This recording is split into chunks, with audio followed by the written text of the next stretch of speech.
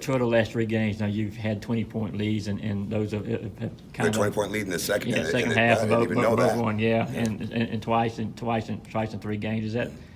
I guess obviously it's frustrating to have that happen, but what kind of lessons can be learned from? Well, you got to learn. We got up, right? Mm-hmm. We got up. We showed that we could get in those situations. We just got to do a better job of closing. And what it happens is it comes down really on the ball defense more than anything else. I mean, certainly you miss shots in those situations, and you don't get maybe the shot that you'd want or the offensive rebound.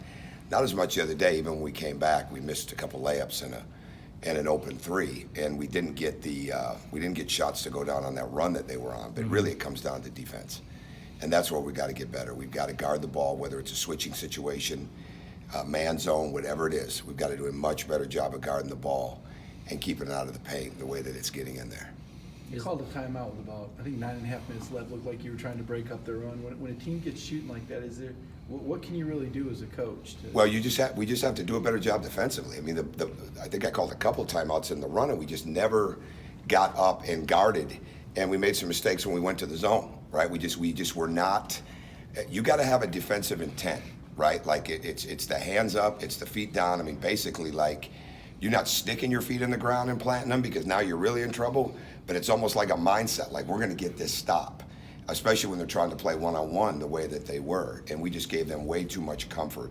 And like I said to our team, and like I said after the game, when it starts, especially with a younger team, where there's not that level of okay, here's the couple of guys who are going to make sure this gets done right? Like, we're going to talk it out. We're going to get this thing stopped.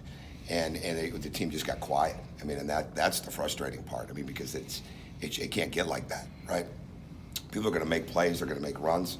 I thought our huddles were good, but I didn't think we carried it out to the court the way that it needed to be. So that's where we weren't as good. And we just gave them way too much confidence driving the ball and shooting the ball in those runs. And the same thing happened at Missouri. But bottom line, the other night, we came back, right? And it would have been very easy, the way that crowd was, to fold the tents, and nobody did that. And so there's a positive.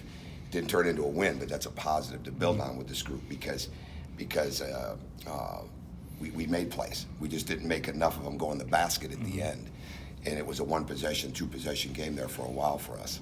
And that's where we just got to have things go our way a little bit more, and hopefully next time it will when we're in that situation. You talked about communication on defense, as well as how the offensive struggles at times had led to defensive miscues or not playing up to the level. But second half defense has been not as strong as first half defense for you guys this season. Is there any? I think it's a lot of it. Sometimes they're away from the bench, right, and that's where it's really you got to come up. I mean, you got to be together constantly. I mean, you're calling the coverages. They're hearing me maybe, okay? A lot easier to hear it in the first half, but that's where that level of leadership has got to be, that we're just going to get it stopped. And like I said to them, you empower each other by the way you talk to each other on the floor. And it's not just calling out a screen or calling out a switch. It's the encouragement that goes into it. It's talking down the floor. And that's what we have to have. I mean, we've got to grow into that. It's been a weakness all year. I think it's a weakness in a lot of teams. And like I tell this team all the time, the team that figures these weaknesses out that a lot of teams have are the ones that are going to be the ones that are going to have a good month. And we've got to be able to figure that out. We've got half our league games left. And it's right there for us to do something about, because it comes down to awareness, but it also just comes down to, like I said, empowering your teammate and helping them out. And there's a confidence that comes from that, rather than getting isolated and getting paralyzed by trying to do your own job. It doesn't work that way. I mean, you've got to really be able to bring it to your teammate, bring it for your teammate in that situation. So you're just basically waiting for somebody to become that vocal guy when you're on the court? Well, I don't know if we're going to get that. It's got to be a team. It's got to be a team effort, right? It's got to be a team effort. I mean, Severe's the one that's up in front guarding the ball, so it's going to get harder for it to come from him. So it's got to come from the others behind it. I mean, I don't think we're a team that just has, okay, one or two guys they're leading the way on this, and you'd like it to be that way, but it's not. So it's got to come from the people that are on the floor. And that doesn't excuse or abstain anybody from having that responsibility. But you've got to have a couple people that make it easier for everybody else. And that's what we're missing a little bit right now. Offensively, both Donnell and Jordan kind of talked about the zone Florida went to as kind of been throwing things off in the second half.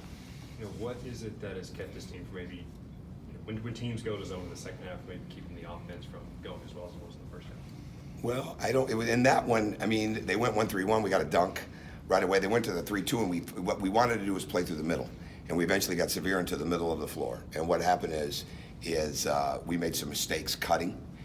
We missed a couple of shots. The cutting, we started to call our man sets to it. I think the bottom line for when a team switches into a zone, when you're a cutting movement offense like we are for the most part, you can't stop doing that.